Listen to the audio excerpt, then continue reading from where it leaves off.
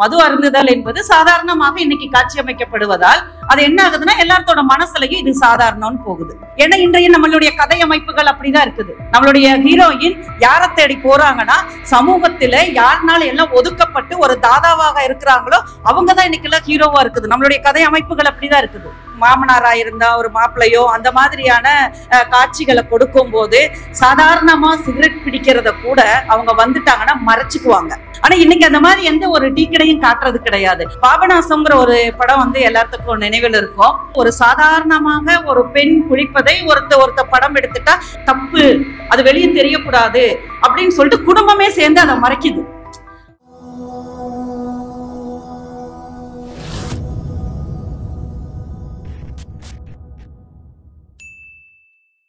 பெண் பாலியல் கொடுமைன்னு சொல்லலாம். இந்த இடத்துல நம்ம பாலியல் பத்தி மட்டும் பேசல, பெண்களுக்கு எதிரான எந்த வகையில நடைபெறுகின்ற கொடுமைகளுக்கும் அதிக அளவுல நமக்கு காரணமாக இருக்கிறது அப்படிங்கிறது பாத்தீங்கன்னா என்ன பொறுத்த வரைக்கும் சமூக சீர்கேடுகளை காட்டிலும் அதிகப்படியான ஒரு பரவலாக்கப்படுறதுக்கு காரணம் ஊடகம் மட்டுமே.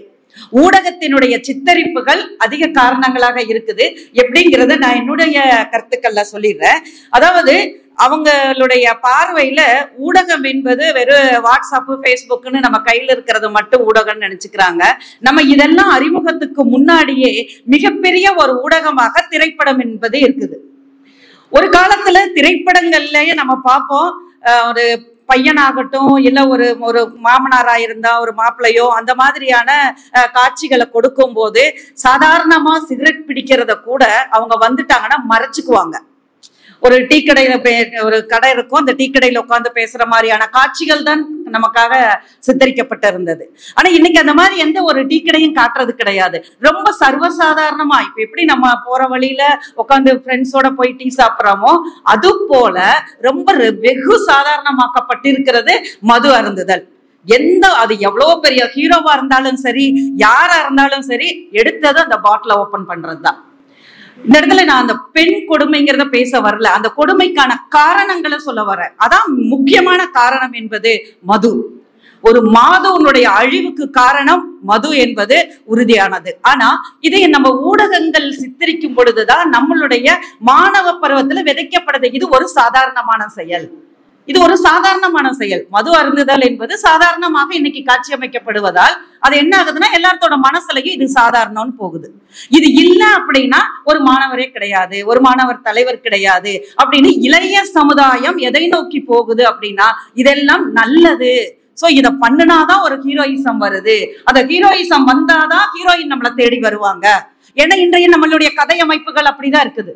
நம்மளுடைய ஹீரோயின் யாரை தேடி போறாங்கன்னா சமூகத்தில யாருனால எல்லாம் ஒதுக்கப்பட்டு ஒரு தாதாவாக இருக்கிறாங்களோ அவங்கதான் இன்னைக்கு எல்லாம் ஹீரோவா இருக்குது. நம்மளுடைய கதை அமைப்புகள் அப்படிதான் இருக்குது. கோடிக்கணக்கான பணத்தை வாங்கிட்டு அதுல போறாங்க, ஆனா அதுல ஒரு பின்னாடி ஒரு ட்விஸ்ட் கொடுப்பாங்க, அவங்க அதுலதான் நல்லது செய்யறாங்கன்னு சொல்லிட்டு. அந்த எந்த ஒரு நல்லதும் எங்கிருந்து வருதுங்கிறத பொறுத்து இருக்குது. அதை பார்த்து வளர்ற அடுத்த தலைமுறைகள் இதையெல்லாம் நன்மை என்று எடுத்துக்கொண்டு செல்லுது இல்லையா, அதுதான் மிக பெருமை ஒரு கொடுமையான விஷயமா இருக்குது. இதுதான் நம்ம ஒரு பாபநாசம்ங்கிற ஒரு படம் எல்லாத்துக்கும் நினைவில் இருக்கும்.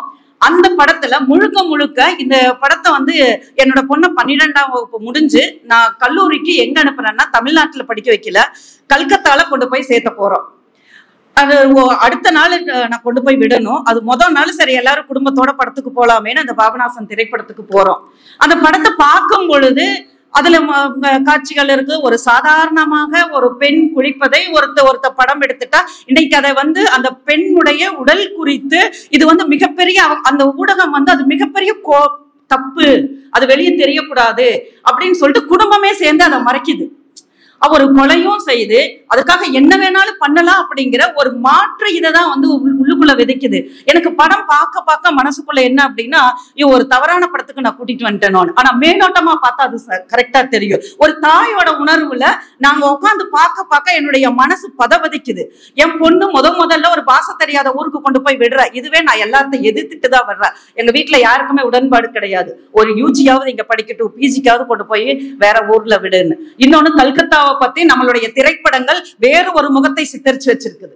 ஆனா உண்மையா சொல்றேங்க, இந்தியாலேயே ஒரு பாதுகாப்பான ஒரு மாநிலமா இருக்குது அப்படின்னா குறிப்பா தமிழகத்தை விட அத வந்து நான் மேற்கு வங்காளத்தை சொல்லுவேன்.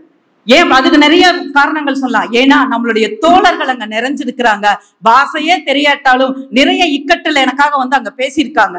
அந்த மாதிரியான நிலை வந்து நான் அனுபவத்துலதான் நான் சொல்றேன். இந்த படம் வந்து எனக்குள்ள ஏன் அந்த ஒரு பயத்தை ஏற்படுத்துச்சு அப்படின்னா, ஒரு பாஷை தெரியாத இடத்துக்கு போக போறா, யாரோ ஒருத்தர் ஒரு படம் பிடிச்சது ஒரு தவறான கண்ணோட்டமாக காட்டும் பொழுது அது என்ன ஆகுது அப்படின்னா, ஐயோ இது தப்போ அப்படின்னு சொல்லிட்டு அந்த பொண்ணு தன்னை காப்பாத்திக்கிறதுக்காகவோ எதுக்கோ ஏதோ ஒண்ணு பண்றா.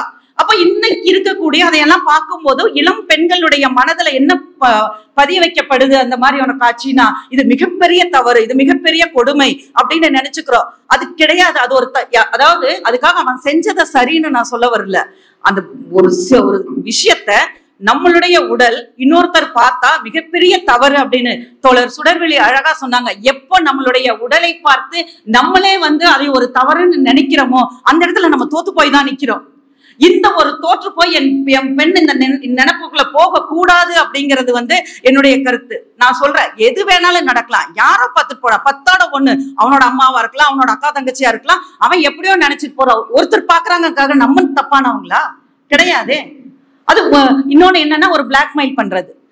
நமக்கு தெரியாதது இல்ல, பொள்ளாச்சி நிகழ்வுகள் இது எல்லாம் எதை வச்சு வெளி உலகத்துக்கு வருது? ஏன் பல பேர் அங்க பலாத்காரப்படுறாங்க? ஏன் எத்தனை பேர்த்த அடிமைப்படுத்தப்படுறாங்கன்னா, இந்த ஊடகங்கள் வாயிலாக நான் அப்படி பண்ணிடுவேன் இப்படி பண்ணிடுவேன் அப்படிங்கிற என்னது பிளாக்மெயில் பண்றது. இந்த மாதிரியான காட்சிகளுக்காக நம்மளுடைய ஊடகங்கள் இதையெல்லாம் வந்து ஒரு நியாயப்படுத்துற மாதிரி கொண்டு போறாங்க இல்லைங்களா? இது எல்லாம் தான் கொடுமைகள் தொடர்வதற்கு முக்கிய காரணமாக அமையுது. அடுத்ததாக நம்மளுடைய இந்த ஊடகங்கள் இன்னும் என்னென்ன பண்றதுன்னா, தவறான கருத்துக்களை பதிவு பண்ணுது.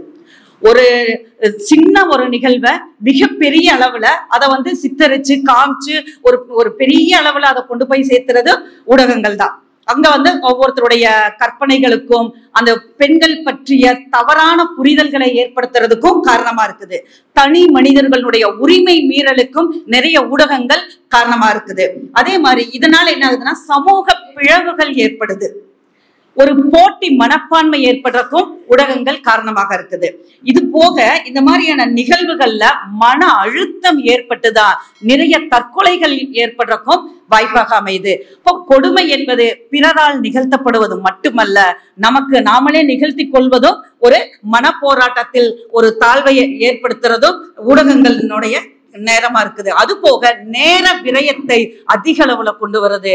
அதனால் பெண்களுக்கு நடைபெறும், பெண்கள் மட்டுமல்ல இப்பொழுது ஆண்களுக்கும் நடைபெறும் அத்தனை கொடுமைகளுக்கும் பல கொடுமைகள் தொடர்வதற்கு ஊடக சித்தரிப்புகள் தான் காரணமாக இருப்பது என்பதை ஆணித்தரமாக பதிவு செய்கிறேன். நன்றி.